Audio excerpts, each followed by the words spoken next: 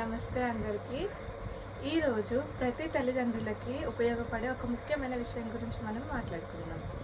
బిడ్డకి టీకా ఇచ్చిన తర్వాత ఎటువంటి జాగ్రత్తలు మనం తీసుకోవాలి?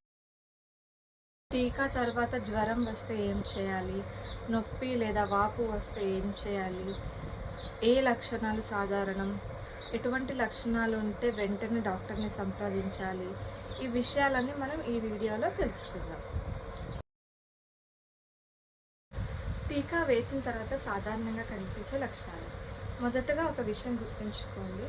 టీకా వేసిన తర్వాత కొంచెం జ్వరం రావడం, లేదంటే టీకా ఇచ్చిన చోట కొంచెం నొప్పి, కొద్దిగా వాపు, కొద్దిగా ఎర్రబడటం, కొంచెం చిరాకు చేయడం, లేదంటే ఎక్కువ నిద్రపోవడం, తక్కువగా తినడం, ఇలాంటివన్నీ సాధారణ లక్షణాలు. ఇవి 1 లేదా 2 రోజుల్లో తగ్గిపోతాయి. దానికి మనం ఏమి కంగారు పడాల్సిన అవసరం లేదు. నెక్స్ట్ మనం చేయాల్సింది ఏంటంటే తల్లి పాలు లేదా వయసుకు తగిన పాలు బిడ్డకి ఇవ్వండి.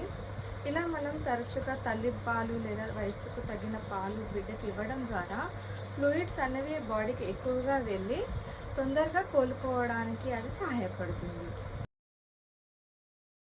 నెక్స్ట్ వచ్చేసి టీకా వేసిన చోట మీరు గట్టిగా రుద్దకండి. టీకా వేసిన చోట కొంచెం నొప్పి లేదా వాపు కానీ రావడం సాధారణం. దానికి గట్టిగా రుద్ది మసాజులు చేసి లేదా వంటింటి చిట్కాలు, నూనె, పసుపు ఇలాంటివి ఉపయోగించి వంటింటి చిట్కాలు బిడ్డపైన ప్రయోగము చేయకండి ప్లీజ్. నెక్స్ట్ వచ్చేసి జ్వరం వచ్చినప్పుడు ఏం చేయాలి? అసలు టీకా వేసిన తర్వాత కొంచెం జ్వరం రావడం అన్నది కామన్.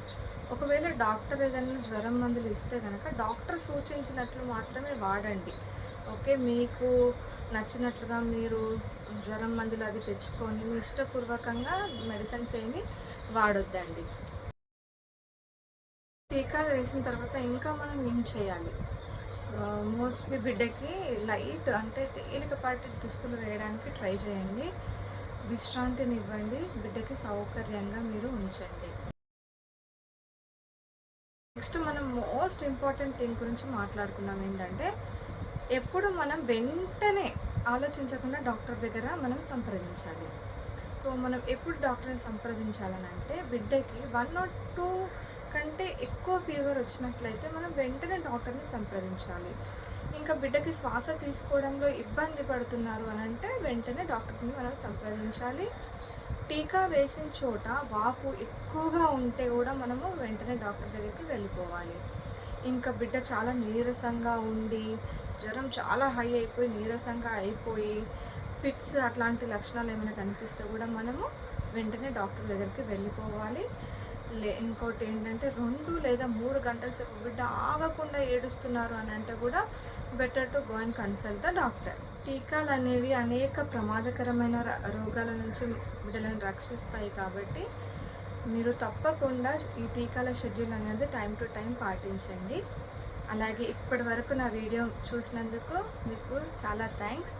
ఈ వీడియో కనుక మీకు నచ్చినట్లయితే లైక్ చేయండి, కామెంట్ చేయండి, సబ్స్క్రైబ్ చేసుకోండి, గంట కూడా నొక్కండి. మీకు టైం టు టైం మా వీడియోలు పెట్టిన వెంటనే మీకు నోటిఫికేషన్ అనేది వస్తుంది. అలాగే ఈ వీడియో మీరు కొత్తగా తల్లిదండ్రులైన వారికి అందరికీ షేర్ చేయండి.